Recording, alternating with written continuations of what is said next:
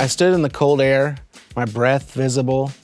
In my hand was the fog light I had just broken off from my grandmother's car. I was standing beside a pond and I had a decision to make. Do I own up to my mistake or do I try and cover it up? I chucked it right in the water. Little did I know that this was just the beginning of my problems.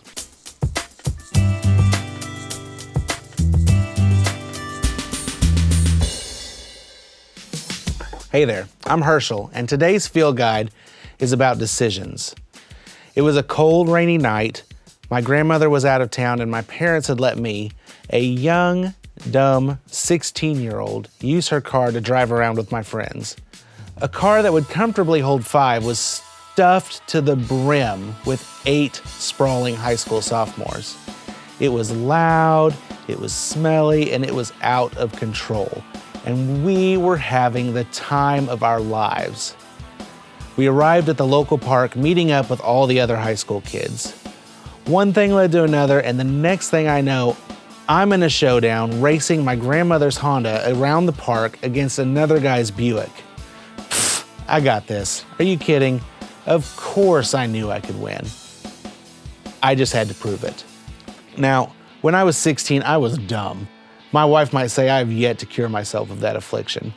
Regardless, I should not have had a driver's license. If my son is anything like me, he won't have a driver's license until he's 30. There's just too many opportunities to make poor choices. And boy, oh boy, I made a poor choice. So 8 of us, we piled into the car and off we went. We took the first corner with relative ease. But up ahead was a steep incline curve and the rain was coming down hard. My hands gripped the wheel as tight as I could and I yelled to my passengers, "I've got this." Turns out I did not have this. We slid off the road into a fallen tree, the undercarriage of the driver's side was dented and the fog light was hanging by a single wire. I threw that fog light as hard as I could. As it sank to the bottom of the pond, I wondered if I was going to get away with this.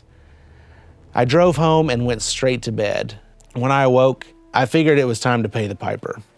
My dad would surely wake me from my sleep only to murder me. I spent all day nervously waiting, but it never happened. He never said a word. This continued day after day, filled with anxiety, waiting like I was before the court on Judgment Day.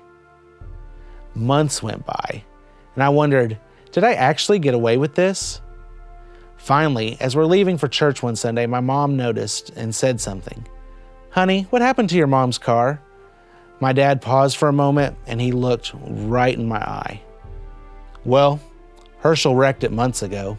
I've just been waiting on him to confess to me." Are you kidding? 1 John 1:9 says, "If we confess our sin, he is faithful and just and will forgive us our sin and cleanse us from all unrighteousness." God knows our sin. We can't cover it up. We can only confess and live in the reality that God loves us and forgives us no matter how badly we mess up. I'd rather live in that truth than ever try to cover something up again. If you feel this story could help someone, would you please share it? I pray today that you know the forgiveness you have in the Lord. Thank you so much for watching. God bless.